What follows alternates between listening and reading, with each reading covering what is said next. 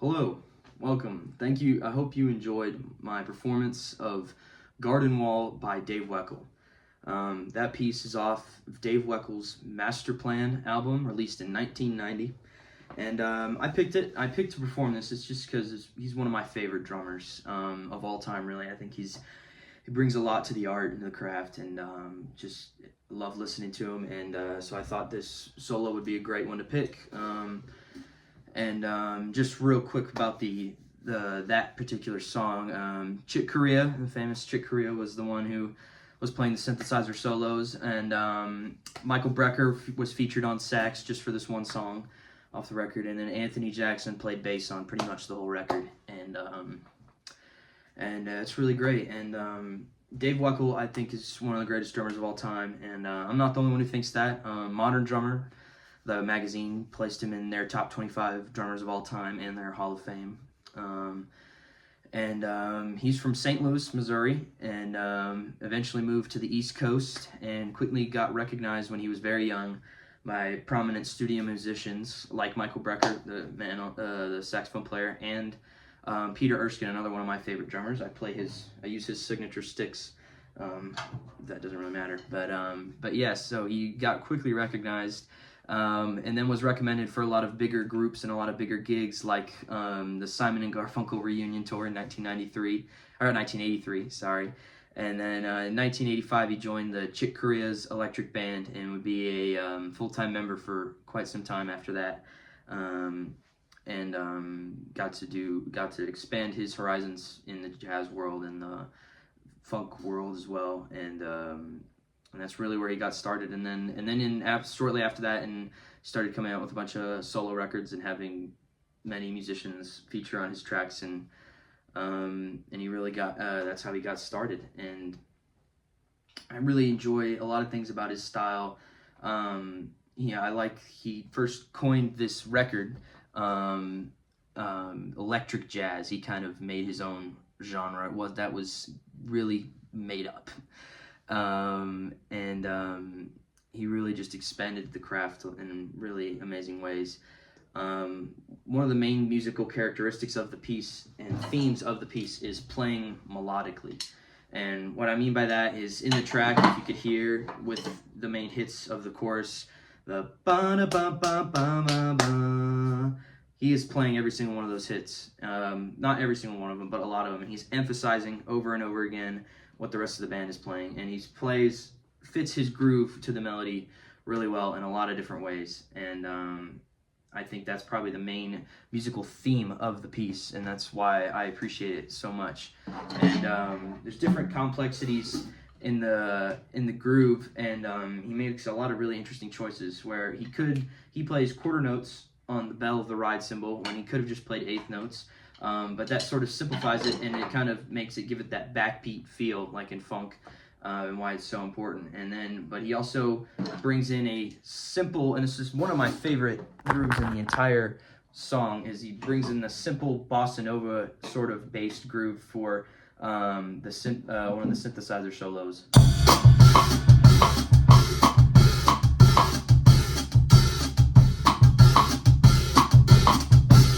That's sort of that first little verse groove that he plays, and that's one of my favorite grooves of that piece, because he could have done the really complicated, the more busier version of the bossa nova, but he took out a lot of those snare hits, and he just does two.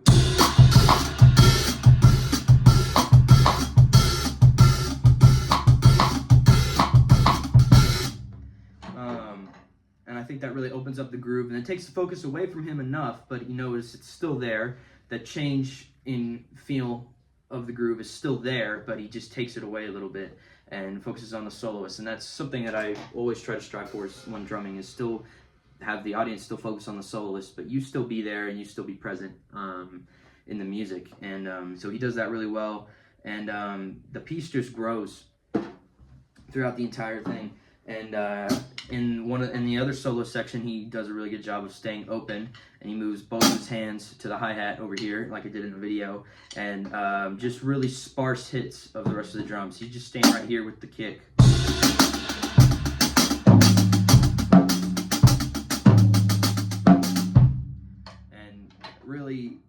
just leaves it open for the band and open for interpretation for the soloist, and I think that's probably one of the best ways he does that. And so leaving it open for the soloist, and then of course in the chorus playing melodically. I think those are the two main points that he does really well in the solo. And for my interpretation of the piece, I really like to overemphasize the melody. And so in the Garden Wall, in Dave Weckl's original tracking, he doesn't hit every one of those, but in my interpretation, I do. And I think it helps me.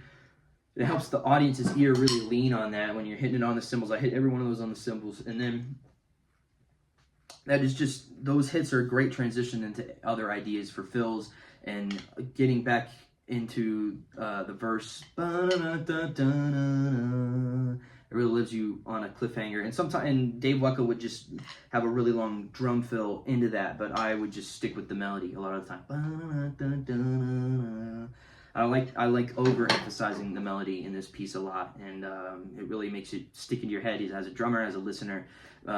Just that simple lick from the horns, and so I think that is really interesting. And then another thing that I do differently, I think, than Dave Weckl is his comping pattern. And comping is in ghost notes on the snare, and what he's doing is his left hand. His right hand's over here, hitting quarter notes, and then he's just doing simple little ghost notes on the snare. And I do a slightly different pattern. It's slightly busier, but you can't really hear it that well, so I'll try and do it again.